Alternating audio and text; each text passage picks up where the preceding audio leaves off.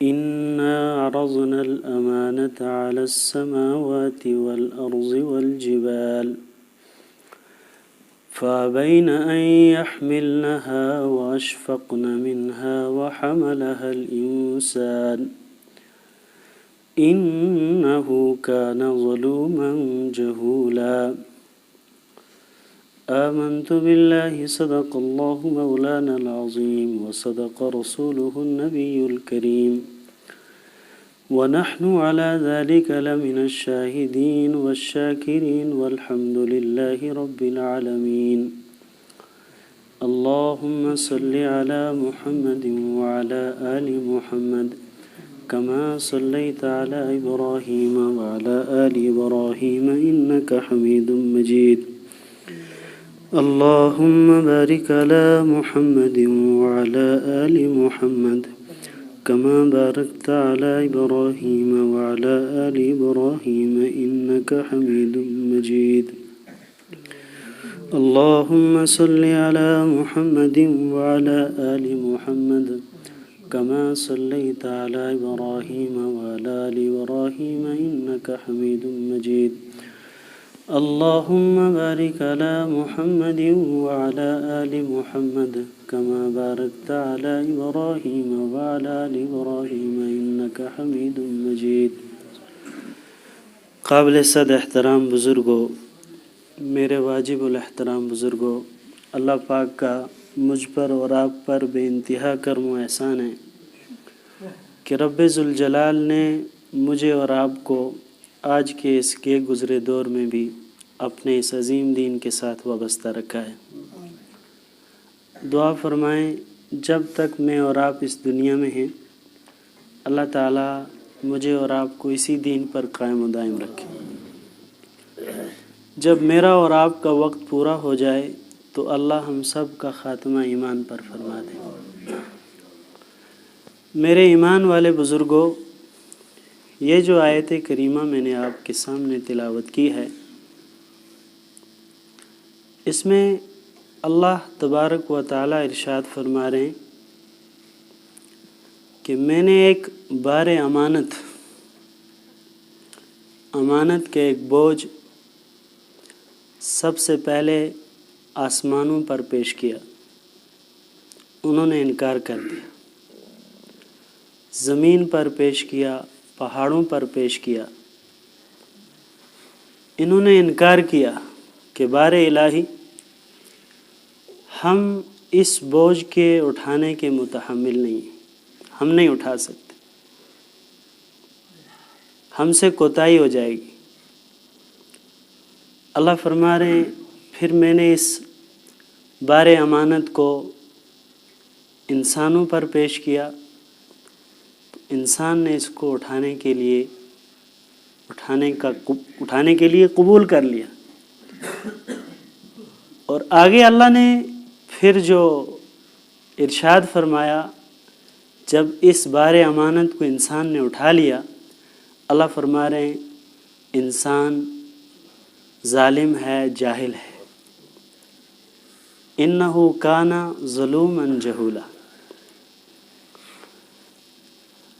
ظاہراً تو یہ دونوں الفاظ بتا رہے ہیں، چونکہ دونوں مبالغے کے صیغے ہیں، ظلوماً بھی اور جہولاً بھی۔ ظاہراً پتہ چل رہا ہے کہ اس میں انسان کی برائی بیان ہو رہی ہے، لیکن اس کے اندر انسان کی دو خاص صفات چھپی ہوئی ہیں۔ بس وہی دو باتیں مجھے آپ کے سامنے عرض کرنی۔ وہ دو باتیں کیا ہیں؟ قرآن نے تو ظاہراً کہا کہ انسان ظالم ہے۔ اللہ فرما رہے ہیں یہی انسان جو ظالم ہے، جب یہ شریعت مطہرہ کے مطابق زندگی گزارنی شروع کر دے گا، یہی انسان جب اپنے آپ کو اسوہ رسول اکرم صلی اللہ علیہ وسلم میں ڈھال لے گا، یہی ظالم انسان عادل بن جائے گا۔ اور دوسرا کہا کہ یہ جاہل ہے، یہی انسان جس کو جاہل کہا گیا، جب یہ اپنے اوپر محنت شروع کر دے گا اپنے آپ کو سنوارنے کی، اپنے آپ کو بنانے کی، یہی جاہل انسان عالم بن جاتا ہے۔ تو یہ آیت اشارہ کر رہی ہے عدل اور علم کے حصول کی استعداد کی طرف، کہ انسان کے اندر یہ دونوں صفات موجود ہیں۔ دیکھیے، کوئی بھی بندہ ماں کے پیٹ سے بن کر نہیں آتا۔ جب بچہ پیدا ہوتا ہے کیا وہ سارے علوم جانتا ہے؟ ہاں، جب ماں کی تربیت، یعنی جب مائیں نیک ہوتی ہیں، تربیت کا سلسلہ اولاد کا ماں کے پیٹ سے ہی شروع ہو جاتا ہے۔ جب ماں امید سے ہوتی ہے تو وہ جو 9 مہینے ہوتے ہیں، ان 9 مہینوں میں جن ادوار سے وہ گزرتی ہے، جس طرح کے خیالات اس کے دل و دماغ پر نقش ہوتے ہیں، وہ دماغ سے ہوتے ہوئے قلب پر بھی اثر کرتے ہیں۔ وہی خیالات، وہی ادوار بچے پر بھی اثر کرتے ہیں۔ آپ نے سنا ہوگا ایک ماں نے اپنے بچے کو مکتب میں قاری صاحب کے پاس لے جا کر چھوڑا کہ اس کو قرآن پاک کی تعلیم پڑھاؤ، اس کو قرآن سکھلاؤ۔ جیسا معمول ہوتا ہے ہم بھی اپنے بچوں کو بھیجتے ہیں مکتب میں۔ پڑھانے والے قاری صاحب نے جب اس کو اعوذ باللہ اور بسم اللہ اس کی کرائی اور اس کے بعد الف با پڑھانے لگے تو اس نے خود ہی پڑھنا شروع کیا۔ اس نے کہا الف لام میم ذالک الکتاب لا ریب فیہ، پڑھتا چلا گیا زبانی۔ استاد کو بھی بڑی حیرانگی ہوئی کہ یہ تو ابھی آیا ہے، ابھی میں نے اس کی بسم اللہ کرائی ہے اور یہ قرآن پاک حفظ پڑھتا جا رہا ہے۔ ماں سے پوچھا یہ پہلے کہاں پڑھا ہے؟ کہا کہیں نہیں۔ کہا یہ تو قرآن پڑھ رہا ہے اور زبانی پڑھ رہا ہے۔ ماں نے کہا میں دراصل 18 پاروں کی حافظہ تھی، 18 پاروں کی حافظہ ہوں۔ جب سے یہ امید لگی تھی اور میرے جو گھریلو کام تھے وہ عورتیں بھی کام کیا کرتی تھیں، لیکن ان کے کام میں اور آج کی عورتوں کے کام میں فرق ہے۔ اس وقت ہماری مائیں جو تھی وہ جفا کش تھی، انہوں نے بہت محنت سے کام کیے۔ آج تو ہر چیز بٹن پر ہے۔ ہماری عورتوں کو یعنی کپڑے دھونے کے لیے بھی صرف بٹن آن کرنا ہے، کھانا پکانے کے لیے صرف بٹن آن کرنا ہے، کوئی مشقت نہیں، کوئی محنت نہیں۔ پہلے دور کی مائیں محنت کیا کرتی تھی، گھریلو سارے کام کرتے ہوئے وہ قرآن پڑھتی تھی۔ وہ کہنے لگی میں 18 پاروں کی حافظہ ہوں، جب میں کام کرتی گھریلو کام قرآن پڑھتی رہتی تھی۔ اس کا اثر یہ ہوا بچہ جب دنیا میں آیا اس کے 18 پارے حافظ تھے۔ ماں کے پیٹ، اگر ماں کی تربیت صحیح ہوگی، جو دنیا میں آنے والا جو بچہ ہے، میرے ایمان والے بزرگوں، اس بچے سے پھر خیر ہی پھیلے گی۔ جب صحیح تربیت ہوتی ہے، سیدنا عمر فاروق رضی اللہ تعالیٰ عنہ جب گشت کر رہے تھے، ایک مکان سے ان کو آواز آئی، ایک ماں اپنی بیٹی سے کہہ رہی ہے کہ بیٹی دودھ میں پانی ملا لو، چونکہ بکریوں نے دودھ دینا کم کر دیا اور گاہک بہت ہیں، ان تک دودھ پورا نہیں ہو رہا ہے، لہٰذا پانی ملا لو۔ وہ بیٹی ماں کو کیا جواب دیتی ہے؟ کہا ماں آپ نے پچھلے جمعے پہ امیر المومنین کا خطبہ نہیں سنا؟ اس میں امیر المومنین نے فرمایا کوئی شخص ملاوٹ نہ کرے۔ کہا بیٹی یہاں امیر المومنین کہاں ہیں؟ وہ کہاں دیکھ رہے ہیں؟ کہا اماں اگر وہ نہیں دیکھ رہے، امیر المومنین کا اللہ تو دیکھ رہا ہے۔ حضرت عمر بات سن رہے تھے، یہ بات انہوں نے نشان لگا دیا۔ دوسرے دن بلا کے اسی بیٹی سے اپنے بیٹے کا نکاح کر دیا۔ اب دیکھیے اس نسل سے آگے چل کر کیسے خیر وجود میں آتی ہے؟ ایسے لوگوں سے، ایسی اولاد سے. انہی کی نسل سے آگے چل کر ایک لڑکا پیدا ہوتا ہے جس کا نام ہے عمر بن عبدالعزیز.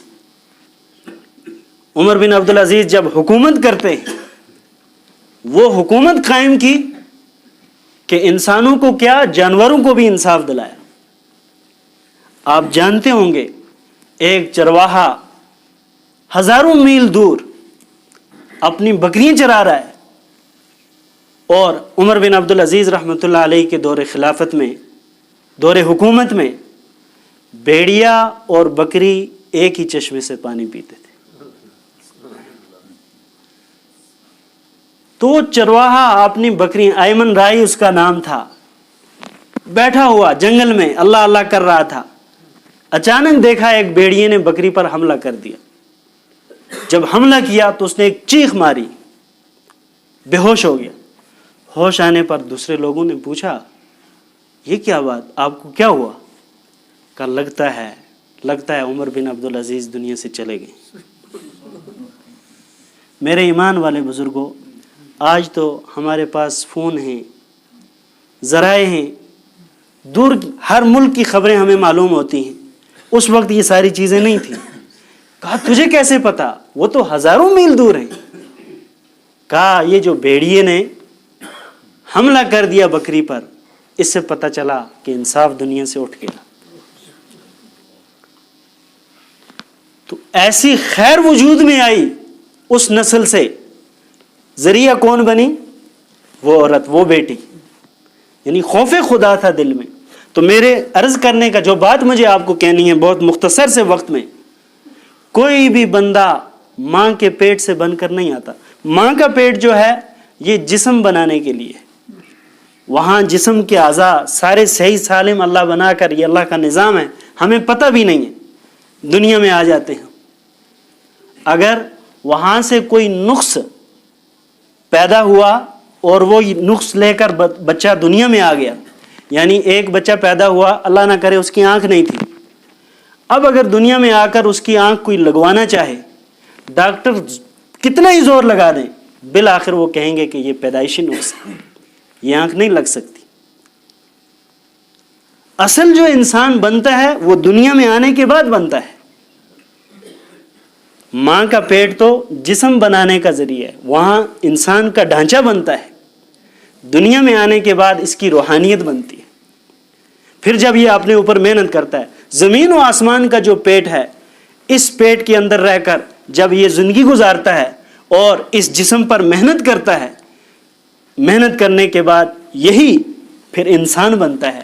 اس کے اندر انسانیت آتی ہے، اس کے اندر آدمیت آتی ہے. نقطے کی بات ہے، اللہ نے جب انسان پر یہ بوجھ ڈالا، اس نے اس کو اٹھا لیا. لیکن جس شخص پر بوجھ ڈالا جاتا ہے اس کے بھی کچھ حقوق ہوتے ہیں. مثلا گدھا ہے، اللہ نے اس کو سامان اٹھانے کے لیے، سامان کا جو بوجھ ہے اس کو اٹھا کر لے جاتا ہے وہ. اب ظاہر ہے جب گدھے پر یہ بوجھ ڈالنے کا، بوجھ اٹھانے کا اللہ نے اس کو اس کے لیے پیدا کر دیا کہ یہ انسانوں کی ضرورت کے لیے کام آئے گا، اسی گدھے کا اب حق کیا ہے کہ اس کا گوشت آپ نہیں کھا سکتے، اس کا گوشت حرام کر دیا. کیوں؟ اگر اس پر چھری چلائے گا انسان تو اس کا حق مارا جائے گا. وہ بوجھ بھی اٹھا رہا ہے اور پھر اس کے گلے پر آپ چھری بھی چلا رہے ہیں. بالکل اسی طرح جب گدھے کے حق کو تسلیم کیا گیا، ایک انسان اگر اس نے اللہ کے بوجھ کو اٹھایا ہے، اس امانت کو اٹھایا ہے، یعنی اس قرآن اور حدیث کے مطابق یہ زندگی گزار رہا ہے، کل قیامت کے دن اس کے حق کو تسلیم نہیں کیا جائے گا. بہت صاف سی بات ہے. آپ گھر میں کسی مزدور کو لاتے ہیں مزدوری کے لیے، ایک انسان کتنا ہی کنجوس بخیل کیوں نہ ہو، یعنی اس کے اندر طمع ہے، حرص ہے، لالچ ہے، سب کچھ ہے، یہ ساری خرابیاں، ساری بیماریاں موجود ہیں، اس کے باوجود اس کے اندر تھوڑی سی خیر بھی ہوتی ہے. یعنی وہ کتنا ہی کنجوس ہو، مزدور کو اس کی مزدوری ضرور دیتا ہے. کیوں؟ اس نے کام کیا ہے، اس نے پسینہ بہایا ہے. جب ایک انسان مزدور جب پسینہ بہائے اپنی مزدوری پوری کر دے، اس کو خالی ہاتھ نہیں بیچتا، اس کی اجرت دے کر بیچتا ہے. تو ایک انسان جب اللہ کے احکام کو پورا کرے گا، اللہ کے احکام کو بجا لائے گا، کیا اللہ اس کو کل قیامت کے دن یوں ہی چھوڑ دیں گے؟ اس کو اس کا اجر نہیں دیں گے؟ اللہ نے مخلوق کو جو پیدا کیا ہے یہ جنت کے لیے پیدا کیا، جہنم کے لیے نہیں. جہنم تو میں اور آپ خود خرید رہے ہیں اپنے لیے. ما یفعل اللہ بعذابکم ان شکرتم وآمنتم. اللہ یہ کہہ رہے ہیں اللہ کو کیا ملے گا تمہیں عذاب دے کر اگر تم صحیح معنی میں مومن بن جاؤ، اگر تم صحیح معنی میں شکر گزار بن جاؤ. جنت تو تمہارے لیے ہے. اس لیے میرے ایمان والے بزرگوں، اصل چیز جو ہے، اگر ہمارے اس 5-6 فٹ کے جسم پر اللہ کے احکام لاگو ہو جائیں گے، یاد رکھنا پھر دنیا کی ساری چیزیں، ساری مخلوق آپ کے تابع ہے. وَسَخَّرَ لَكُم مَّا فِي السَّمَاوَاتِ وَمَا فِي الْأَرْضِ. قرآن کہہ رہا ہے کہ ہم نے زمین و آسمان کی جتنی بھی چیزیں ہیں یہ تمہارے لیے مسخر کر دی ہیں، تمہارے تابع کر دیے. ایک جانور جب اس کی لگام ہم پکڑتے ہیں، پھر لگام پکڑنے کے بعد جس طرح چاہتے ہیں اس کو استعمال کرتے ہیں. اسی طرح اللہ فرما رہے ہیں جب تمہارے جسم پر اللہ کے احکام لاگو ہو جائیں گے، اللہ کے احکام پورے کرنے لگو گے تم، پھر دنیا کی ساری چیزوں کی لگام تمہارے ہاتھ میں رہے گی، جدھر چاہو گے گھماؤ گے، سب تمہارے تابع ہیں. لیکن شرط یہ ہے اس 5-6 فٹ کے جسم کو جو ہمارے لیے رکاوٹ بنا ہوا ہے، اس کو اللہ کے تابع، اللہ کے احکام کے تابع کرنا ہے، شریعت اور سنت کے تابع کرنا ہے. تب جا کر دنیا کی ساری چیزیں آپ کے جب یہ حاصل ہو جاتا ہے. مقام تسخیر کسے کہتے ہیں؟ بس مختصراً یہ عرض کر رہا ہوں، مقام تسخیر یہ ہوا کہ جب بندے کو یہ مقام حاصل ہو جاتا ہے، وہ اس وقت منہ سے جو بات بھی نکالتا ہے اللہ اس کی لاج رکھتے ہیں، اس کی بات رد نہیں ہوتی. پھر آپ تاریخ سے واقف ہیں، تاتاریوں نے جب حملہ کیا ہے، ایک بزرگ تھے احمد دربندی، دربند یہ ایک علاقہ ہے. جب تاتاری یہاں پہنچے اس علاقے پر حملے کے لیے، اعلان کیا مسلمانوں کو کہ یہاں سے نکل جاؤ. سارے مسلمان نکل گئے. شہزادہ جو کمانڈ کر رہا تھا اس لشکر کی، کہا جا کر دیکھو بستی میں کوئی بچا تو نہیں. جب لوگ آئے دیکھا 2 آدمی مسجد میں بیٹھے ہوئے ہیں. آ کر کہا کہ 2 بندے ہیں. کہا بیڑیاں لگا کر گرفتار کر کے میرے پاس لاؤ. وہ آیا، احمد دربندی کو گرفتار کیا اور دوسرے آدمی کو بھی جو ان کا مرید تھا لے کر سامنے شہزادے کے حاضر کر دیا. کہا تم لوگ کیوں نہیں نکلے جب ہمارا اعلان ہوا؟ انہوں نے کہا، ان بزرگ نے، احمد دربندی رحمۃ اللہ علیہ نے، کہ ہم جو تھے اللہ کے گھر میں تھے اور اللہ کے گھر سے ہمیں کوئی نہیں نکال سکتا، کسی کی طاقت نہیں ہے. کہا کیا بات کر رہے ہو، ہم نے تمہیں نکالا نہیں، بیڑیاں ڈال کر تمہیں گرفتار کر کے یہاں لایا ہے. کہا یہ بیڑیاں کیا چیز ہیں؟ کہا تم تو بندھے ہوئے ہو. اتنے میں انہوں نے کہا اللہ، اللہ کا نام لیا، ایسے کیا تمام زنجیریں ٹوٹ گئی.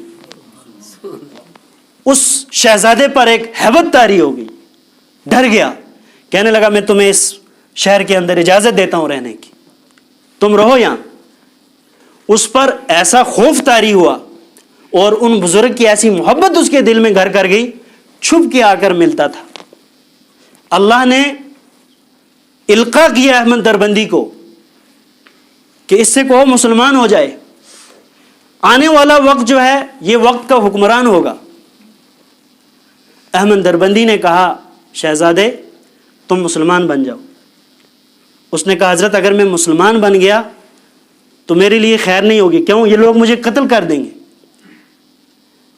انہوں نے نور فراست سے دیکھ کر کہا کہ اچھا اعلان نہیں کرنا، جب تم حکمران بن جاؤ گے، جب تم حاکم بنو گے اس وقت اعلان کر دینا، لیکن مسلمان ہو جاؤ. اس شہزادے نے کہا میں حکمران بنوں گا؟ کہاں، میرا باطن کا نور کہہ رہا ہے کہ تم حکمران بنو گے. اس نے کہا ٹھیک ہے میں مسلمان بنتا ہوں، اعلان اس وقت کر دوں گا۔ ٹھیک 30 سال کے بعد وہ شہزادہ وقت کا حکمران بنتا ہے اور وہ اپنا اعلان کرتا ہے تو پوری دنیا میں مسلمان، یعنی ساری جگہ اسلام پھیل گیا، مسلمان ہی مسلمان، پاسباں مل گئے کعبہ کو صنم خانے سے۔ تو میرے ایمان والے، یہ مقام تسخیر تھا، انہوں نے اپنے آپ کو یعنی اللہ کے تابع کر دیا، اللہ کے احکام کے تابع کر دیا تھا، شریعت مطہرہ کے تابع کر دیا تھا، جبھی تو ہر چیز ان کے تابع تھی۔ بربر قوم کیوں ایمان لائی؟ آپ جانتے ہیں جب صحابہ افریقہ کے جنگلوں میں گئے، وہاں کی وہ قوم کہنے لگی آپ یہاں نہیں رہ سکتے کیونکہ یہاں کے درندے آپ کو چیر پھاڑ کر ختم کر دیں گے، فنا کر دیں گے۔ تو صحابہ نے ایک ہی اعلان کیا کہ جنگل کے پرندوں درندوں نکل جاؤ، آج یہاں محمد صلی اللہ علیہ وسلم کے غلاموں کا بسیرا ہوگا۔ تاریخ گواہ ہے، شیرنیاں اپنے بچوں کو لے کر جا رہی ہیں، ہاتھیوں کے گول جا رہے ہیں، تمام چرند پرند درند وہاں سے نکل گئے۔ جب بربر قوم نے دیکھا کہ سارے درندے جنگل کے شیر یہاں سے جا رہے ہیں اور بغیر کسی کہنے کے ایک اعلان پر، پوچھا تم کون لوگ ہو، یہ کیسے ہوا؟ کہا ہمارے پیغمبر صلی اللہ علیہ وسلم نے ہماری ایسی تربیت کی ہے، ہماری ایک آواز پر دنیا کی ہر چیز لبیک کہتی ہے۔ کہا اگر تمہارا پیغمبر ایسا ہے، تمہارا دین ایسا ہے، ہمیں بھی یہی دین قبول کرنا چاہیے۔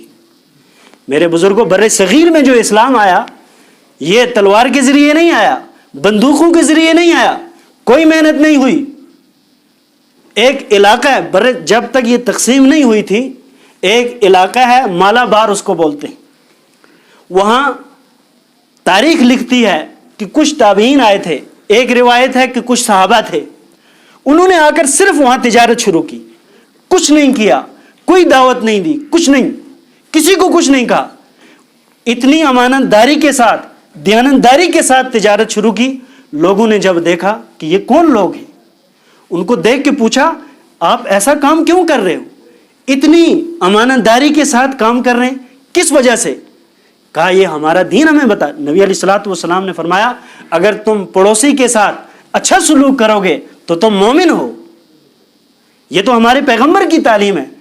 صرف اس ارشاد کی بنا پر لوگ کہنے لگے اگر یہ بات ہے تو یہ دین ہمیں بھی قبول کرنا چاہیے، تو لوگوں نے دین اسلام کو قبول کرنا شروع کیا۔ انہوں نے کوئی دعوت نہیں دی، صرف ان کے کردار کو دیکھ کر، ان کے کام کو دیکھ کر۔ اللہ تعالیٰ مجھے اور آپ کو کہنے سننے سے زیادہ عمل کی توفیق دے۔ وآخر دعوانا ان الحمد للہ رب العالمین۔